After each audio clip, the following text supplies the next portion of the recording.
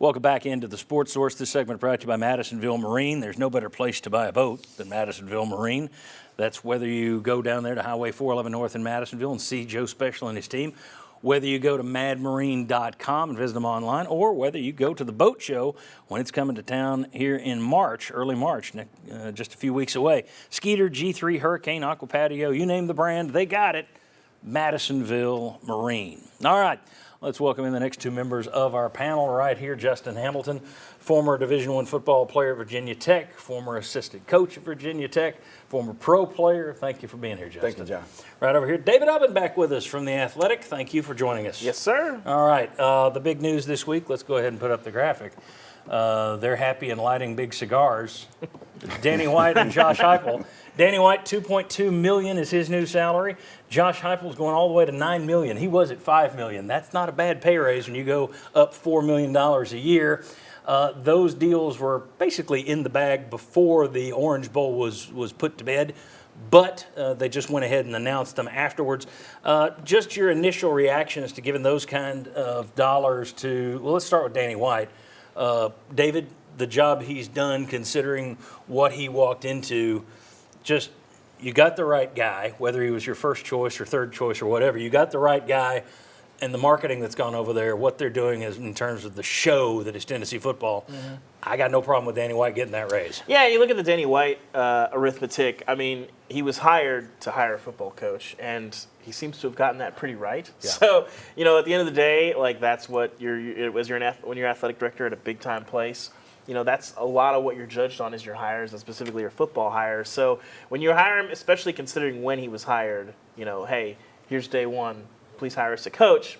You know, that's sort of what you're getting paid for at this point is congrats. People really doubted that hire in the moment, and 2 years later, lighting a cigar in the Tennessee locker room. So lighting with a $500 I don't think when they hired him, people thought they were going to be lighting cigars in Tennessee's locker room after beating Alabama in year two. Right, agreed. Your thoughts on the raise that Josh Heupel has gotten? I mean, it's cost of doing business these days, but boy, from $5 million to $9 million, that's quite a leap after 2 years. It is, but you got to do it, or else the players are going to be making more than the coach. So, no, in all seriousness, it's a big raise. I think it's earned and it's well-deserved based off of what he also inherited with the football program, the success that they've had, and the way that he's been able to build a culture here. And it's, to me, it's evident of the market. If you want him, you got to pay him. If you want to keep him, you got to pay him. And that's just the nature of the beast right now. Let's go ahead and put up where they rank, where Josh Heupel ranks in the SEC if we can. We don't have Vanderbilt's number up there. It's a private school. They don't release that information, but everybody else is there. And you see that he's fifth in the SEC. Saban, Smart, then Brian Kelly, then Jimbo Fisher. Then you've got Heupel. Kiffin got a raise this year. Mark Stoops, after a bad year, they gave him a bump and an extension, just saying, hey, he's our guy. So you look at that list, is that about right, gentlemen? Putting him fifth in the SEC?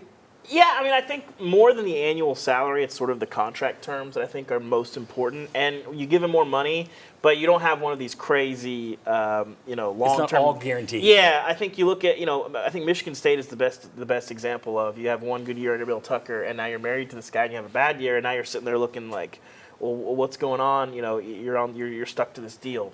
So you know what? It's 100% guaranteed through 2025, and then 75 and 50. It's a pretty reasonable structure, all things considered. So I think it's I think people get caught up in the annual salary and keeping up with the Joneses and all that stuff. But for running an athletic department and trying to pay your coach while also not being stuck in a bad situation like Jimbo Fisher currently is at Texas A&M, all pretty reasonable from where I'm sitting. And I think it's a cutoff of the destination jobs in the SEC. You see Tennessee as the last in that top tier that is a destination job. Ole Miss, now that's next, is not a destination job for coaches. So I think it's a good indication of where Florida coaches, could be. Again, Florida could be, but it's a good indication of where coaches want to finish their careers if they can.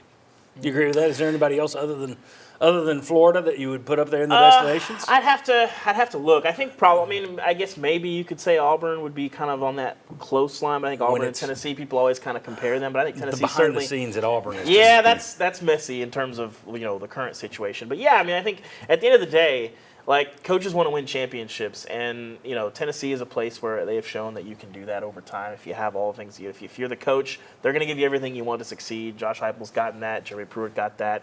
Butch Jones got that. If you can do it, you're going to have all the tools at your disposal. You just have to go out and do it, and that's very difficult in the SEC and the SEC East. Soon to be gone SEC East, but Right. still, I think ultimately Tennessee, no questions, is a destination job because you don't have any ceiling necessarily. Yeah, I want you guys to hang around because we're going to be bringing in 3 other guys to come and talk about these races and talk about whether or not Josh Heupel is recruiting like a $9 million a year coach. But we're going to have these guys back a little later. Some of that money is guaranteed for Josh Heupel, and a lot of contracts are becoming fully guaranteed. Is that necessarily a bad thing for college football, or could that be a good thing? We got that to come, and then some numbers that will astound you regarding what is success in SEC football. It's tougher to win in this league than you even think. I promise you, when I show you these numbers, you're going to be surprised. Come on back on the Sports Source.